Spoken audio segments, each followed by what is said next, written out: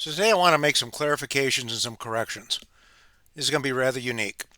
About 10 years ago, I published a book about doctrinal warfare and the Cold War. And that book dealt with a debate in the Catholic Church about the proper relation between church and state in societies, and specifically the Catholic Church in societies.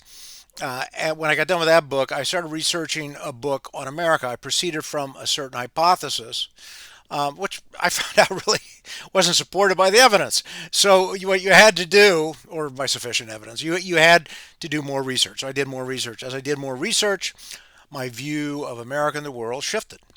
I read a lot of stuff. Now, during this time, we saw the rise and the formalization of MAGA. And what MAGA is basically a grievance based cult culture. And it calls in or pulls in people from all different walks of life, all different backgrounds. Okay, and there's MAGA Catholics, and these are people who have got some grievance in their life, some hurt, some unresolved trauma or drama, which I've talked to you about before, and they use this. Then they don't let go of it, and so they use it to give themselves value, purpose, and they use it then to indict other peoples, saying these peoples are to blame, or this religion is to blame, or this ideology is to blame, or America's to blame, and liberalism is to blame. And so this is what happens with the whole MAGA mindset.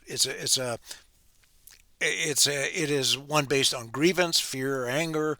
It's very dark, and it's very unfortunate because it's been weaponized, as I'm going to talk about later, by Russians, by the tech bros, by Steve Bannon, by a lot of bad people who want to destroy society and make it a lot worse.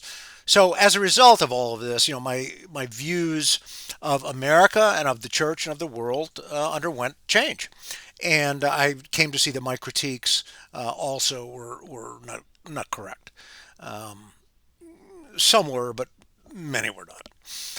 So by 2023, I also had the distinct impression that somehow we were in a pressure cooker in America. I saw this on social media. The vitriol that people leveled at each other, and the number of what I came to realize later were fake accounts and just falsehoods that were being pumped out there, made me realize that we're under attack. So I started doing some more homework. And one of the big areas that helped me understand what was really going on was the war in Ukraine. Because many people have been told that the West, that NATO, that America was the bad guy there, and Zelensky was the bad guy. And that's just not true. Uh, Putin and the Russians are the bad guys. They started a war against international law, and they've been doing it for a long time, since at least 2014. But you have to get in there and you have to do your own homework. You had to find the facts, and you had to also understand how things work. And part of understanding how things work is looking at international law and how the international order is set up. So I studied more and more. I studied this global order, and a big part of it is international law. And guess what? As I've talked before, the Catholic Church has something to say about international law. So you start to read Thomas Aquinas, you look at the School of Salamanca, you look at everybody who came from the School of Salamanca, which I've written about and talked about. That's Grotius, all the way to Vattel, all the way through the American thinkers. And these are all lawyers, all jurists. These are people who took a look and who used reason and found the truth. They were of the natural law tradition, and you started to see certain principles that came out in this world order that we live in now. It's now under attack, but also the same principles that were part of America. And I've given a talk about this, and I've got an article up on the website about these four principles of right order that America held even though they're under attack now, but holds and held and has put out into the world. And these four principles are the primacy of the person, the community of nations, that there exists a community of nations, the importance of the rule of law, and then finally that peace is the object of man. We want peace, not an empire. Putin wants an empire. Putin doesn't give a crap about the person. Okay, that's why he started wars. He believes like he wants an empire, so all the weak guys he wants to control. And so he doesn't really believe in a community, and he doesn't believe in law because he's violating law. It is against international law to start a war, which is what Putin did. It's against international law to commit genocide, which is what Putin is doing. And he's done a lot of other things, and the Chinese are in on it too. So that all came very clear to me. And when I would even, when I would even make some, I thought fair inquiry into Russia, because Russia, we're supposed to believe that Russia's this Christian country, which is a total lie. And I did a show earlier this year showing debunking that. It's actually not Christian at all, and more evidence comes out saying Russia is not Christian. But when I just made some very, I thought, fair inquiries into Russia, into its birth rate, among other things, I got incredible pushback from people. And I said, whoa, there's something really going on here. And what was really going on was this weaponization of a fifth column in our country, in our society, and this presence of Russian bad actors amongst us to amplify divisions, create divisions, and cause this conflict to make the Russians look good and cheer for our own destruction. That's basically what's been going on. So, study more, see clearly three major things. I see clearly the reality of America. America tries to get a lot of different people to live together, and we're successful in that. We are cooperation over conflict. We manage, conflict to avoid violence. Cooperation over conflict. Friendship is required. Unity, the goal. Peace and prosperity is the natural result of this, of working together. We're a flexible, inclusive culture. Underneath it all is the natural law. Okay, this understanding of certain basic principles about how things are supposed to work, and not only does it underlie our society, but it underlies our view of the world, at least until Trump. But the model for humanity and for the world, that's America, and the church agrees with that. That's what Pachymentaris is about, and that's what other commentators, with approval of the church, have said, and that's my conclusion too. So America is a model for humanity and for the world. And so this idea, what is liberalism? So this idea of liberalism is, we're going to get all these people living together. If you believe in something different from your neighbor, don't make it a cause for conflict. Work together on issues that affect both of you. And we're not going to play identity politics. But identity politics has sprung up, especially in the last 30, 35 years. And that has been amplified by the culture wars, which in turn have been used to divide and rip our society apart, abortion, gay rights, and all that stuff. So as a result, liberalism is as a way to get along, for people to cooperate, to deal with issues, as a way for peace, is not to be used for power. But there are groups of people that want that cooperation to end, and there are foreign powers that want that cooperation to end. And so they want identity politics, and they want to come up with other ideologies that are used to give power to tyrants and to destroy liberalism, which benefits the person, recognizes a community and a community of nations, emphasizes the rule of law, and sees peace as the natural goal and order of mankind. So the tyrants, the bad guys, the Russians, the tech bros, and now all the condemned Catholics like Deneen and Vermouly and Dreyer and Reno, they come up with these ideologies to divide societies and to nullify those four principles I talked about. These ideas have been condemned by the church, as I said in previous podcasts, and they also run afoul of Pachymentaris. So we can't support them. But liberalism is attacked, and liberalism is blamed. The liberal order is blamed for the problems people have. And what people should be doing is not trying to get power to crush the other guy with different views, to crush the other guy with a different identity. Liberalism should be used to give you the space to convince other people that Your ideas are better than theirs, or just kind of to work together on common grounds, to educate, to convert. Always had that ability in the liberal order, and a lot of people just haven't used that. They have used the freedoms given to them to divide and to attack, and that's very evident among the Catholic chatters. And if you know me and the Catholic chatters, I don't like them. So they have used what they had to attack people, to divide people, to create identity politics, and really, I think, to do bad stuff while they get famous and rich. Okay. Related to that, if you got some grievance, if you got some unresolved drama or trauma in your life, please don't go into the public sphere. Go and get help. Deal with this issue. And maybe it's talking to somebody, maybe it's praying about it, maybe it's just thinking about it, maybe it's just sitting out, and working in your little garden of life. But don't get into the public sphere with that, because you're going to be weaponized and you're going to hurt other people. Okay, so what's the second big thing? The teachings of the church and the understanding of the church, the value of the natural law as a way for people to get along and work together. Again, Pacem in Terris. The School of Salamanca. Again, St. Thomas Aquinas. Again, international law. The Ius Gentium. And what you have to understand too in the second big category is that domestic society has got to be considered in relation to the international society. If you don't consider both, then you don't have a correct full picture of things.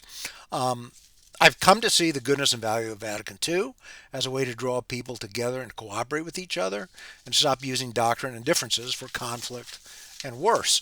And so what Vatican II does is it calls Catholics out to be a source of light, to work together with people. But Vatican II is itself being attacked, along with liberalism, along with America, usually by the same people. Okay. There were some other things that just simply are not true that either said or I wrote. And one is that the church is not under the control of America. It just isn't. The church and America were fellow travelers during the Cold War. That is an accurate depiction of what happened. And they were fellow travelers in forging a good, better world. All the Christian, all the nationalist states failed in the past. And they didn't just go out with a whimper. They went out with a lot of blood, okay? And that goes against what the church has always taught, that you have to have peace in the world. That is the goal of what we're trying to do. It's a brotherhood of man, and we're supposed to get along with each other. But religion and ethnicity, again, were used for people to get power and to kill a lot of other people and do a lot of destruction. The Catholic confessional state, it's an ideal, but it's not realizable. Catholic confessional states of any kind, have really been rejected for the most part by totally, by if not totally, by the Christians, and the same thing with Christendom. When people talk about bringing back Christendom, they're talking about tyranny. Okay, I need to run for the hills. Okay, and then like I said, the Vatican has now condemned post-liberalism. So Dreyer, Deneen, Reno, and Vermeulen condemned. All their works are condemned. And so we have to adjust. I mean, we have to respect that from the Vatican. And we cannot promote those ideas. Okay, so third thing is we have to understand that we're under attack by the Russians and tech bro and certain transnational elites. Okay, and Musk is one of these transnational elites. I guess you can say the same about Thiel, and there are others. David Sachs is probably one of them. We've been under attack for a very long time. And what helped me understand this were two books by Anatoly Golitsyn. Was the Perestroika Deception and then New Lies for Old. And I think a lot of people get lost. They don't understand what's going on. They don't accept what's being said because they think that these books stand for the continuation of communism. That's a disputed thesis. I don't think we have to fight that fight. I think that what we have to understand is that the Russians developed disinformation to a very high level. Russians have certain geopolitical goals, regardless of what they call themselves. They're primarily a nationalist regime.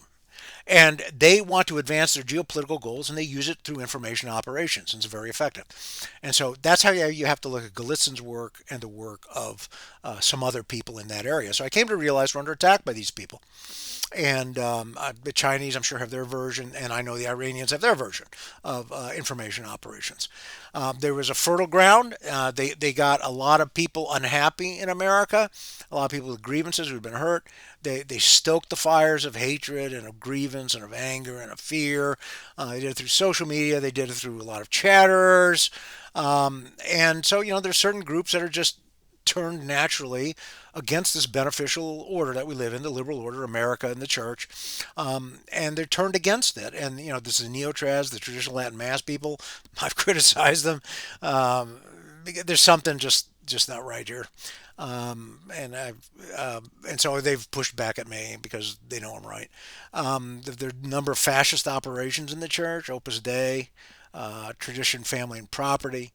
There's the racist groups that are neither Catholic nor Protestant nor pagan, a little bit of everything, I guess. And all these guys have got a negative view of America and of the liberal order. They somehow like nationalist movements, which are just ways to tear apart societies. They like Putin, and their themes are always anti-democracy, anti-liberal order, anti-America.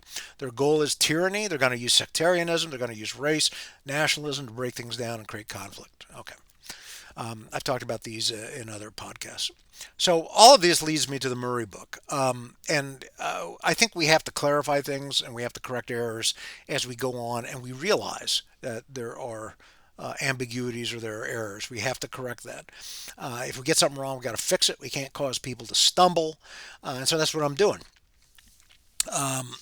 And I think there are some errors, there are some problems with the book. So let's talk about it. The first thing I want to talk about is it's not so much an error as I think people just overlook it.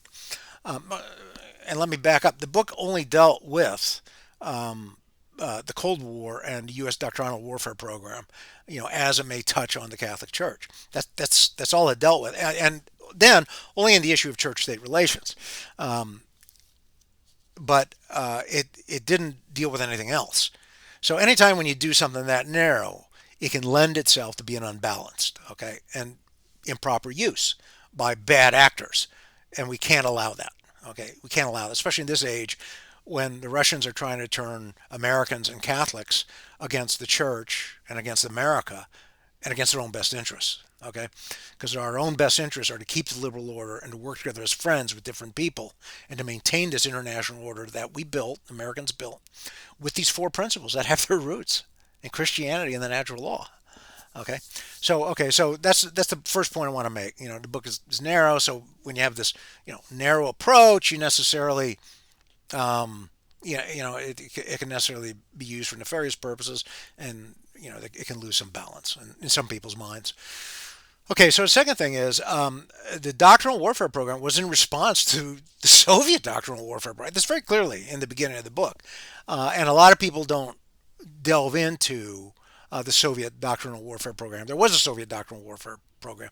If you take a look at the Matrokin archives and the work by Yovanik Denowell in Vatican Spies, you'll see they discuss the penetration of the church by Soviets, by Russians, to divide the church. And so it only would make sense that they want to enhance differences. And I believe it was Denowell who wrote that the Soviets or the Russians were trying to divide the church along progressive and traditional lines. I believe that's in his book. This we have to understand is what's going on. The Soviets and the Russians, used communism and the Tsar and the Soviet Empire. It was all used to advance the Russians. They used doctrinal warfare and disinformation to advance their goals and their aims. And again, Golitzin's work helped me enormously in that. My book does not deal with Soviet doctrinal warfare. Okay, it just doesn't. But it was there. Okay, and the Russians are targeting the church in America, along with certain transnational elites, to create tyrannies. Okay, And so certain transnational elites are working for tyrannies, others are not. Okay, there's kind of a battle there. Okay. Third item I want to bring up is framing. I believe in the book there's this idea of, this erroneous conflict between mammon versus God, natural law versus the Catholic religious doctrine. And so what we see now is we see the natural law being rejected. And that's a way for people to get along. And in place of that, or being used to reject it, or being used to tear down the natural law structures, are doctrines. Okay, so which I don't think are being correctly represented to people by a number of chatters and other bad actors. These doctrines or these ideas uh, are used to attack people's ability to cooperate. Say, oh no, you got to believe this, and if you don't believe that, oh, you're going to hell, and we can't work with them. And well, that's that leads to conflict. Conflict leads to division, and then of course the people who control that and benefit from it are the people at top, the tyrants. Um, okay, I think I made errors in the couching of World War II and in the Four Freedoms speech. World War II was started by tyrants. Okay, America's the good guy. We were the good guys then. We tried to keep, and we did, install right order after these tyrants were swept away. Okay, the tyrants started these wars. They were terrible wars. The Stimson Doctrine, 1932, which is now a part of international law, says you don't get to keep land you take by force. Okay, you don't get to keep that. That's not recognized. The Americans, and this is further study, Americans said, and it's in the UN Charter, no more war. No more war. Now, other countries bought in, but we said no more war. The only way you can fight a war is in defense of something, or if the international community authorizes it. And that has always been what Americans have done, what America has done. Always in accordance with international law, international principles, and always in accordance with what the world community wants. Now, of course, there's an asterisk there. The current administration, the Trump administration, is different.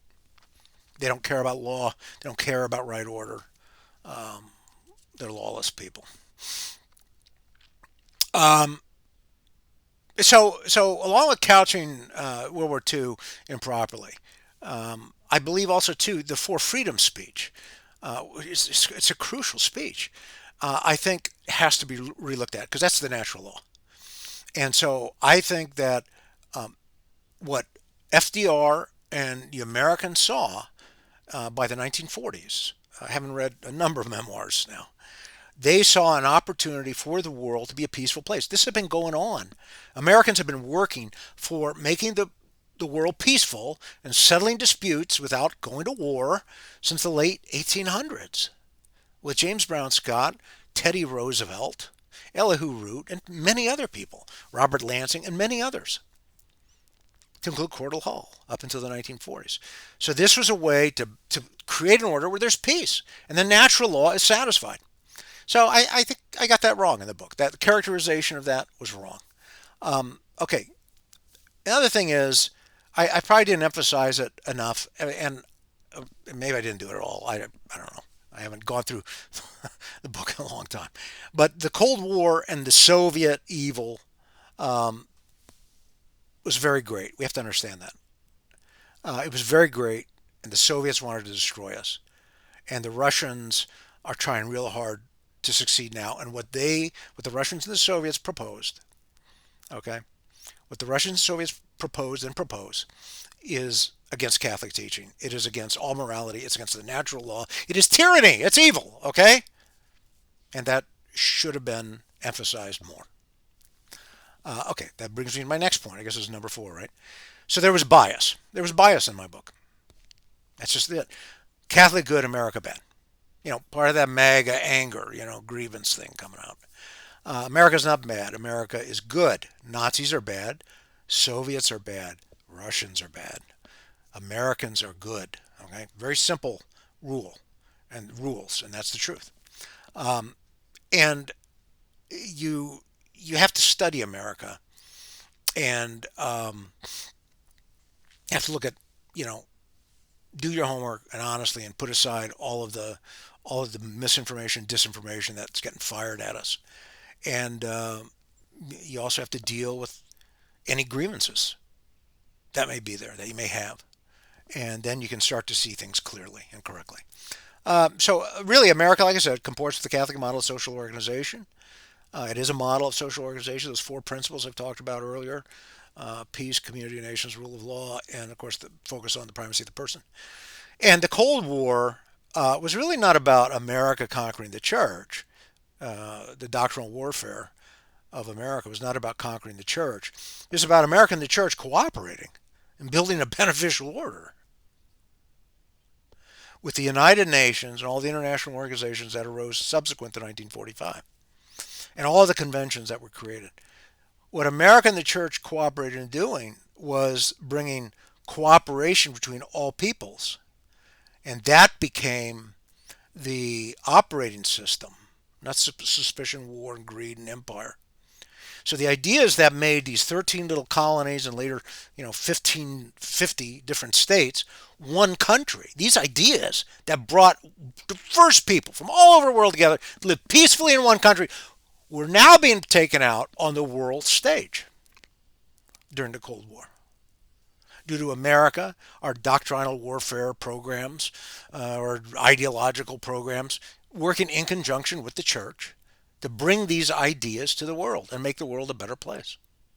And I guarantee you that if Russia wins in Ukraine and if the tyrants win around the world, oh, you might have your little religion once in a while and you might have your ethnic dress, but you're not going to have much else. Your life's going to get a lot worse. Poorer, sicker, darker, more lonely. Yeah. Humanity's been down that road. Okay. Um, like I said, Christendom, Catholic confessional states, they all failed. I have to agree with Pope Francis. They just didn't work out. In the end, they didn't work out.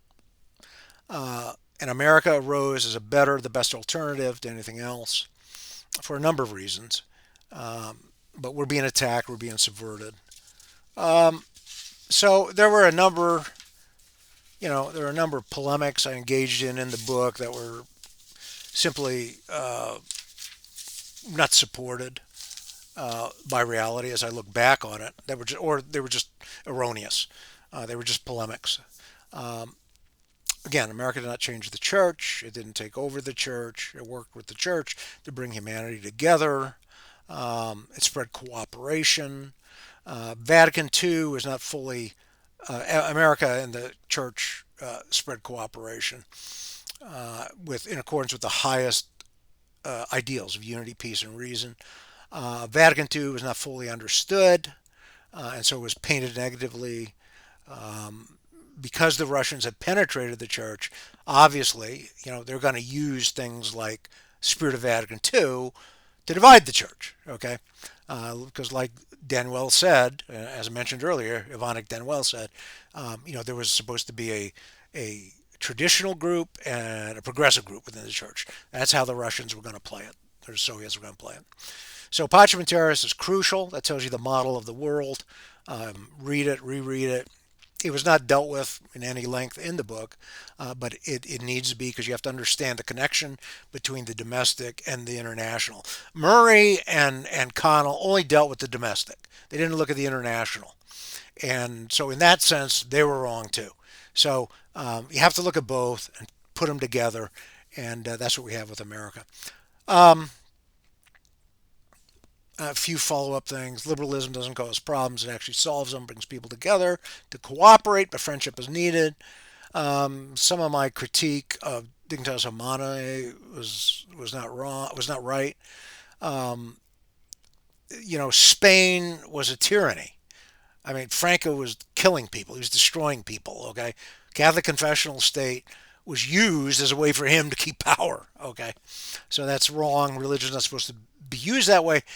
We saw this same idea that you're not supposed to use religion to help authoritarians when Cardinal Pierre Christophe spoke September 13th. Again, a previous podcast that I did. America is good. It's necessary. It's exceptional. It's the model approved by the church and the faith. We are exceptional. And we do have a way for bringing peace and bringing people together. and uniting people. And this has always been a goal of Christianity and of humanity. Um, let's see. Okay, so the last two chapters of the second edition talk about integralism and some other stuff. Well, that's all been condemned. So the church has said that's condemned. You can't advance that. So that's error. Um, we're under attack. The enemy is within the gates, in the church, in the country. It's in the administration. They come to us in the name of national conservatives, neo-trads, racists, Heritage Foundation, the guys who are the leaders that we realize after all these years, guys like Kevin Roberts, Leonard Leo, J.D. Vance, and many Catholic chatterers. But there is a sickness. There's a sickness right now in amongst many people and amongst these people who they want to destroy and they want conflict. They want power. I think that's about it. I think it's necessary to issue corrections and understandings um, because you don't want people to stumble. And that's where we are. Thanks.